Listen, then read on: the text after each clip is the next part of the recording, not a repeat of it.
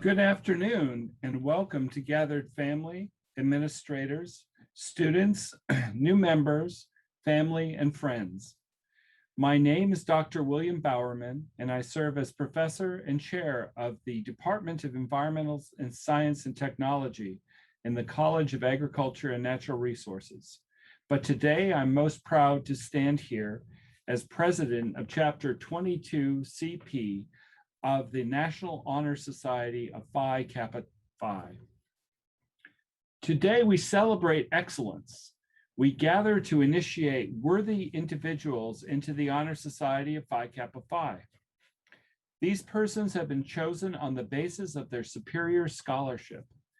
We are pleased and proud that each has chosen to become part of a century-old community of scholars and professionals that includes individuals who have distinguished themselves in positions of leadership and whose careers have been characterized by achievement.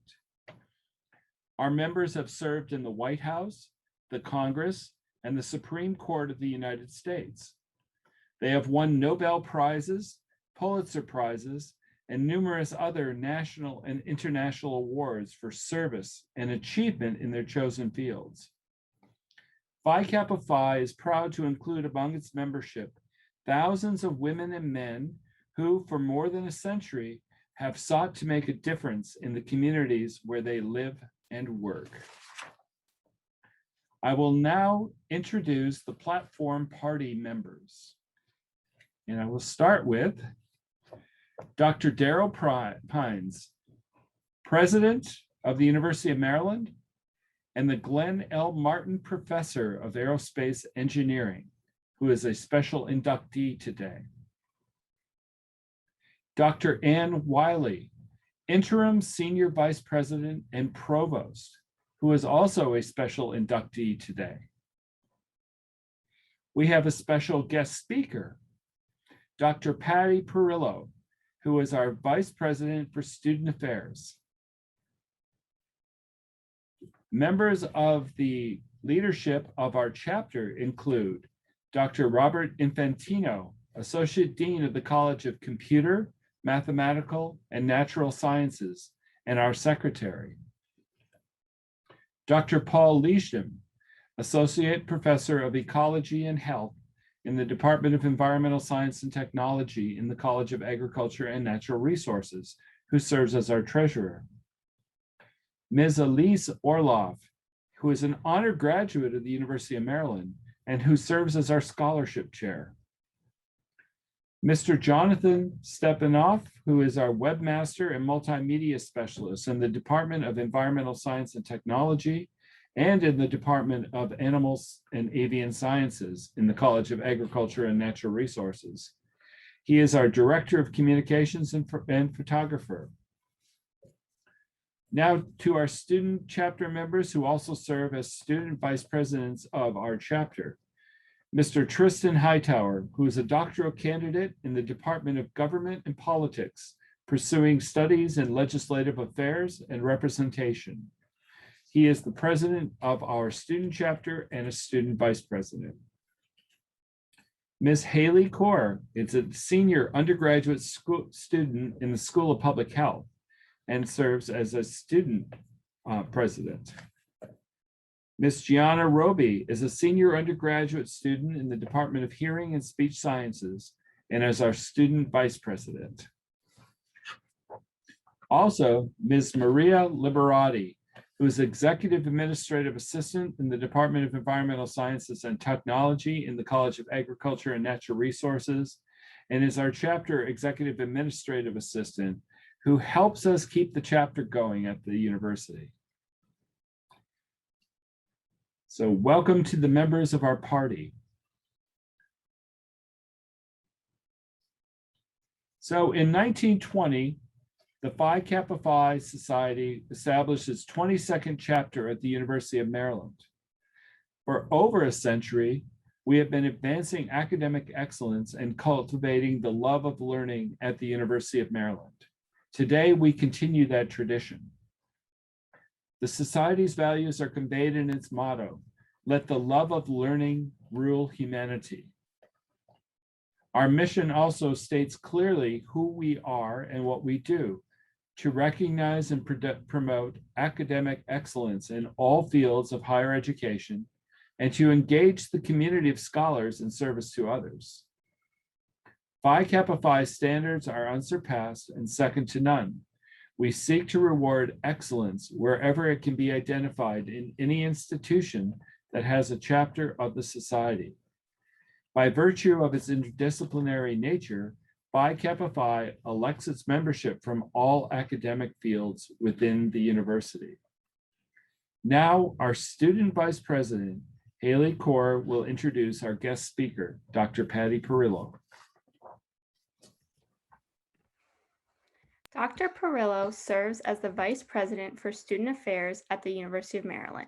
She has worked in every functional area of student affairs, always focused on building collaborative learning partnerships with student affairs and academic affairs, and creating the conditions for students to thrive. As a renowned scholar practitioner for over 30 years, Dr. Perillo provides leadership and oversight for more than 14 departments and administrative units in the Division of Student Affairs at UMD. Dr. Perillo obtained her doctoral degree in Public and Community Health with an interdisciplinary academic partnership with the Student Affairs program in the College of Education from the University of Maryland. She has received many honors and awards, including the American College Personnel Association's Esther Lloyd Jones Professional Service Award, ACPA's Diamond Honoree Award, and inductions into Phi Kappa Phi and Omicron Delta Kappa, to name a few. Dr. Perillo will now address the new inductees. Thank you, Haley, very much for that thoughtful introduction. And I also want to say to all of the inductees, congratulations to you. We are very, very proud of you. This is one of the most prestigious honor societies that you can become a member of. And so I join your families and Dr. Bowerman and others to say congratulations, well done. I am grateful for Dr. Bowerman, even though I've only been here for 14 months and we have been in this COVID environment the entire time. He has been a constant cheerleader for me. He has been in the background supporting our work. He has consistently reached out to me, not just because I'm a member of the society, but because of who he is. He learned that I was a member of Phi Kappa Phi and invited me to join you all, but really has been a constant companion in the background, reminding me that there are people who are acknowledging the work of the entire university, particularly as it relates to COVID. So he asked me to spend a little time today talking with you students a bit about how I got from being a student to a leader, and a leader in this moment in time. And so I am going to go ahead and share my screen with you so I can offer you a PowerPoint presentation for us. So I labeled this from student to leader, and I actually think that leaders are still students, and that students are leaders too. So they are words that are interchangeable for me, to this grand challenge. And I put grand challenge in caps because if some of you have been following, and I trust you have, President Pines, he continues to talk about these are grand challenges of our time. And it is colleagues like you, colleagues that get inducted into honor societies like this, are the colleagues that will help us lead the way during grand challenges of our time. I remember when President Pines became president, and I said to him, President Pines, of all times to become a university president. And he said, actually, this is the right time for me to become a university president because this is one of the grandest challenges of our times. And my work has positioned me to help us lead during these times. So I name that because I think it's important for you as student leaders and initiatives to think about how it is that you are being prepared for and how you are preparing yourself for the grand challenges that you will continue to experience. So as Dr. Bowerman asked me to think about how I got here, I could not think about my journey other than the context of thinking about it in terms of the values that I've learned along the way. So I'm going to begin with my childhood. I'm one of 8 children. Child number 5, and as you can imagine, clearly my parents' favorite. This one right here. Look at this. Look at that. There I am. Whoops, I just messed me up. Something my brothers would do, by the way. That's something my brothers would do exactly. So I was child number 5, clearly the favorite in my family. My father was the youngest of 15. I have 80 first cousins. So I grew up in community. And what I learned pretty early on is the value of family and the value of community, and that they are central to thriving. And I've taken that value into my work as an educator, into my work as a campus leader. And what I know for you, our students, that is, if we continue to create an environment that feels like a sense of family, a sense of belonging, a sense of community, where we wrap our arms around you, not too tightly, but not too loosely, we help to create the conditions of thriving. And then I think about the next part of my journey, which was high school. I went to an all-girls private high school that was a college preparatory high school. Its motto was Servium, I will serve. And what I learned during my high school years, and what was interesting about my high school from my perspective, is that out of all those Perillos I just talked about, out of all of them, I'm the first to go to college. Out of all those 81st cousins, out of all those brothers and sisters, I was the first to go to college. And I said to my 2 younger sisters, you will follow me. So they went to college too. My parents saw in me pretty early on this love for learning. My mother said that my first word, I think, was why. And, you know, I always ask why. God bless that woman for putting up with me for all those years. But I had this love for learning, this insatiable curiosity. And as a result of that, they put me in this high school that was college preparatory, well beyond their academic means, because they wanted to put me in a culture and an environment where nearly 100% of the girls that graduated from high school went to college. And so it was this love for learning that I have that became a real value in my life. And when I learned from my high school experience, and certainly what my parents taught me, is that every one of us has gifts to offer. So my 2 older sisters have been waitresses for 40 years, and their gifts are incredible gifts. One of them actually is a waitress at a diner in Delaware, and Joe Biden comes into that diner and he asks for my sister because she is extraordinary at what she does. And so I learned pretty early on that every one of us has a gift to offer. And it is my hope for you, our students, that you have come to learn the gifts that you have, or you're coming to know them, and that you put yourself in environments that allow you to use those gifts, because the world needs your gifts. There's no doubt about it. So these values that I'm learning, the value of community and family, the value of love for learning, and that everyone has gifts, all of these set the stage for where I am today. When I think about my undergraduate college experience, what I learned was that there were many of my colleagues there, or my classmates or my roommates or my hallmates there, who felt like it was their right to go to college, that their parents went to college, and so that's just something that they were going to do too. I knew that it was a privilege. I knew it was an absolute privilege. And I made a decision then that I knew that to whom much is given, much is expected. And I wanted to use my education to do good and right in the world. And I wanted to work somewhere that encouraged people to do the same. I also learned in my second semester, my first year, and I will never forget this, during my first semester in college, as a first generation college kid, and many of you on this initiative group may be first generation as well. During my first semester in college, I would go home on weekends to do my chores, because that's what I did. And it was part of the family responsibility, and that's what I did. In my second semester in college, I took a women's studies course that changed my world perspective. It helped me understand that I didn't have to take and carry all the scripts that everybody had for my life, that I actually could choose to live my life in the ways that I wanted to live, that I had to sort through all of the expectations from religious leaders and parents and school teachers and others, and really get clear about what were my values, what did I want in my life, and that I could be the author of my own life. And so I learned that education can be transformational. So I knew that I wanted to work in an educational environment to help those of us who get a college degree understand that to whom much is given, much is expected. You know, I've come to understand that there are 30% of people in the United States, about 30% will get a college degree. About 7% in the world, and less than 1% get a degree at a place like the University of Maryland. And even less than that get inducted into a prestigious honor society like this. So what I know is that you have much to offer and much has been given to you. So I hope you use your gifts in really important ways. In graduate college, I learned that you have to choose work, or my hope is that you choose work, excuse me, where your gifts can be offered. And you can make a difference, a real difference. Excuse me for 1 second.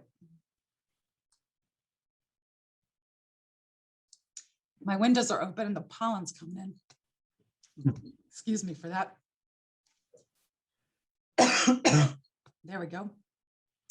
So what I learned in graduate school, I was reminded that each of us has a gift, but just because you have a gift doesn't mean you have to set your life on those gifts. I got my master's degree in college counseling and in student affairs.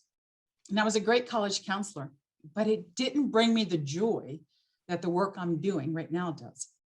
And so I had to get really clear about all of my gifts and make decisions about where I could offer those gifts and align them with my passions and interests to make a difference.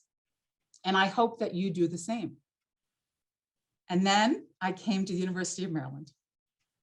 I too am a Terp. I'm even more of a Terpman. There you go. Look at me in Testudo. I love Testudo.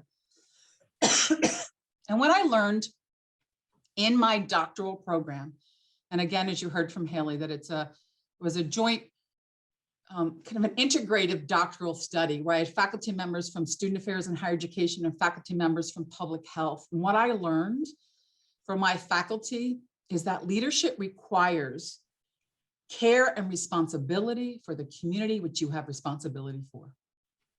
That leading's not just about leading for leading's sake. That with leading, you have a responsibility for the community who's entrusted to you and to create the conditions for each member of the community to be well. So these are the values that set the stage for me to work over a 30-year career in student affairs, because I believe in the transformative power of education. And I want those of us who have a degree to make a difference. And I worked at many different college campuses over the years. And I wanted to return to a place like Maryland, whose lived values, and I want to be really clear about that because I think that's really important. That's part of what set the stage for me this past year. Many institutions, many organizations, many companies will name their values, but naming your values and living your values are different things.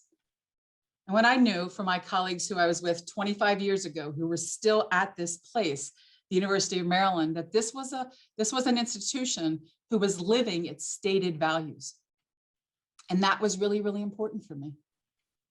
So all of these values that I just talked about set the stage for me to help lead this campus during the pandemic, which is what Dr. Bowerman wanted me to talk about. I started January 21st of last year. On January 24th, I got a phone call from Dr. Sacred Bodison, who was the interim director of our University Health Center.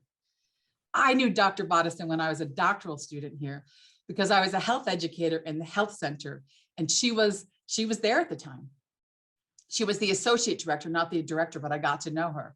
So when I returned here, it was great to be in her good company. And she called me on January 24th and said, the Infectious Disease Committee has met, and we think it's really important for the campus to meet to begin to talk about this novel virus. I said, sure, Dr. Bodison, you just let me know where to go, and I will be there and I will sit right next to you. And she said, oh, no. As the vice president for student affairs, you chair this committee. And so my third day in, I sat in the position of chair of our campus incidents response team. And what I learned pretty early on was that the values that I learned along the way, that I've incorporated into my being, was what set the stage for my helping to lead during this pandemic. And I want to be clear, helping to lead. There are many, many, many on this campus who have led and who have done way more work than I have done, that is for sure. But I was clearly a person who helped to lead during this last year and a half. I remember on March 13th, it was the day that we found out that there was a community-based positive case in the state of Maryland, and it was in Prince George's County. And at that point in time, we decided that everybody had to leave the campus.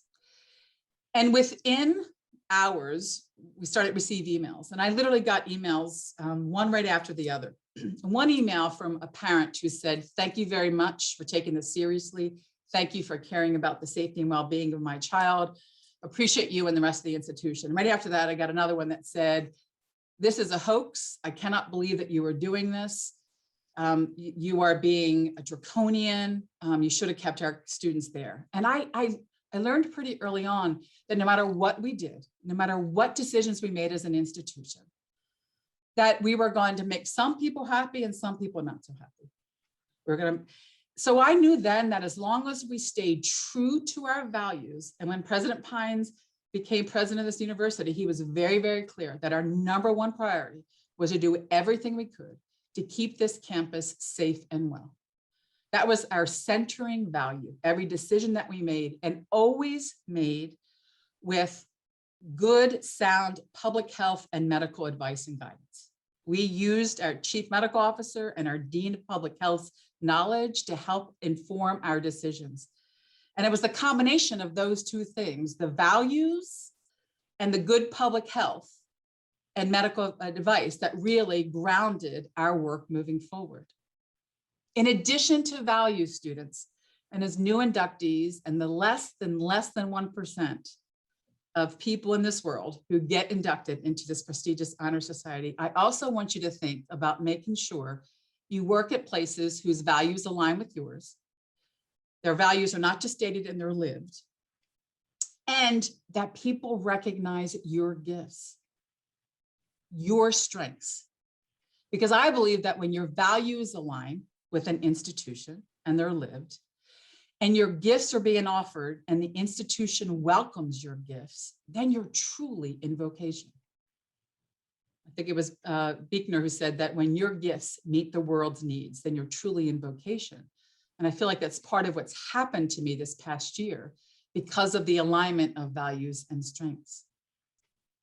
So some of you may know this, but many of you probably don't, maybe most of you don't. Every day, President Pines met with, and including Provost Wiley and some vice presidents, an institution strategic group that thought about the campus community and looked at about 30 plus metrics to make campus decisions about what we needed to do to keep this campus safe and well, aligned in our values and aligned with good, sound medical public health advice.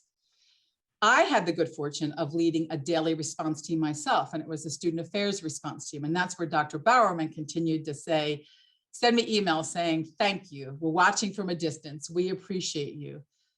And it's the team that's met daily as well. It was kind of the operational team, the team on the ground, that we would take the recommendations from President Pines and Provost Wiley and other senior leaders and do really important work. And so you get a sense, I think when you see this composite, you get a sense of the work that's been done on this campus over the last 14 months, with really the primary intention is to make sure that you, our students, were successful, that you were able to finish academic semesters as successfully as possible, that you could continue your educational pursuits, because we know that you are the best of the best and the brightest of the brightest.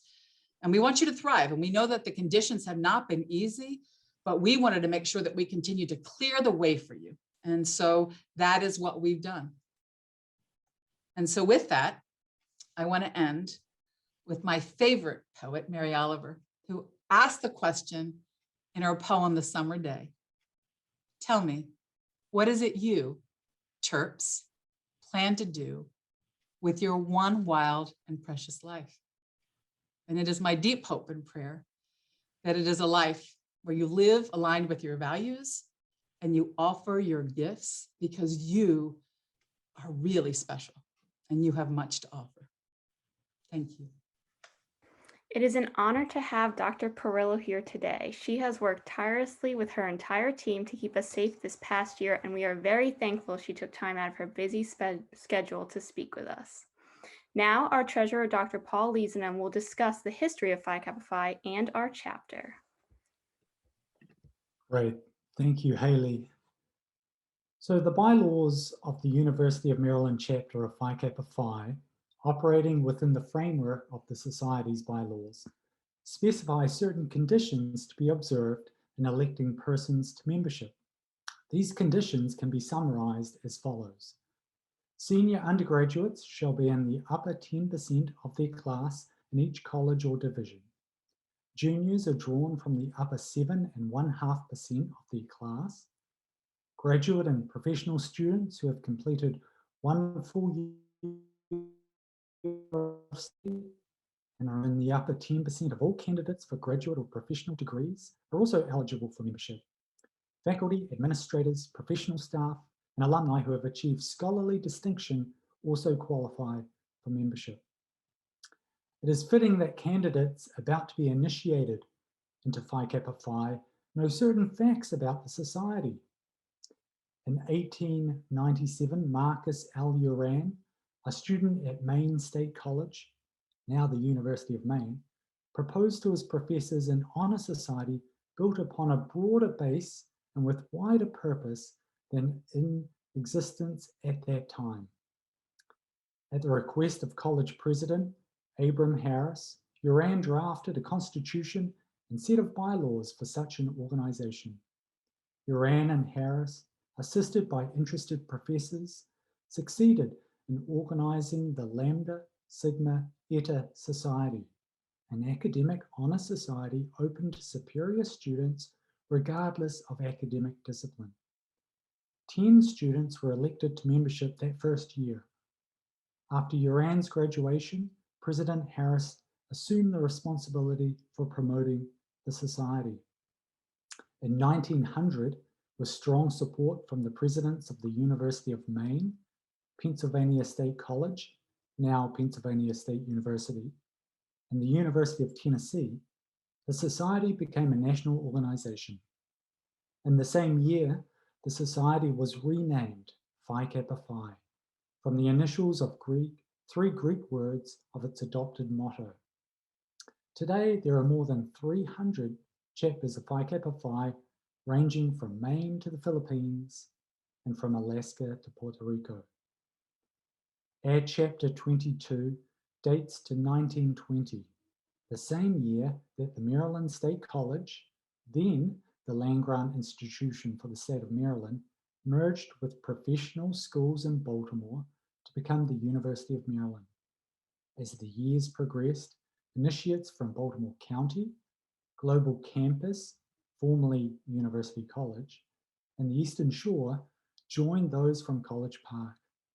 On April 28, 2010, Phi Kappa Phi reaffirmed its presence by establishing Chapter 22CP, dedicated to advancing academic excellence here at the University of Maryland, College Park. So our chapter secretary, Dr. Robert Infantino, will now explain the symbolism associated with Phi Kappa Phi. The badge of the society is a globe against a background of the sun, whose rays form an expansive corona and radiate in a number of symmetrical and equal concentrations from behind the globe. These signify the equivalence among the various branches of learning and represent dissemination of truth as light. Encircling a globe is a band containing the Greek letters Phi Kappa Phi. It symbolizes the fraternal bond which girds the earth and binds the lovers of wisdom in a common purpose. The seal of the society features this badge at its center. The badge is surrounded by crenellated line that represents the battlements and walls of Troy.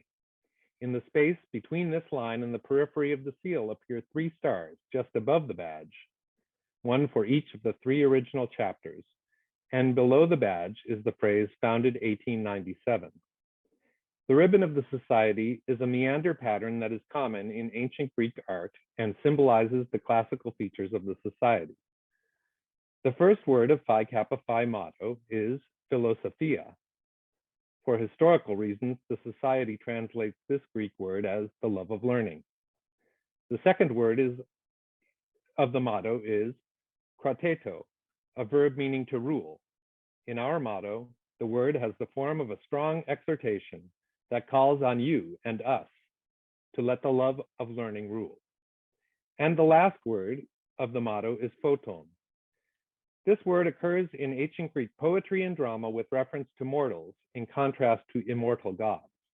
In our motto, this refers to all humans, women and men, so we translate it as the word humanity.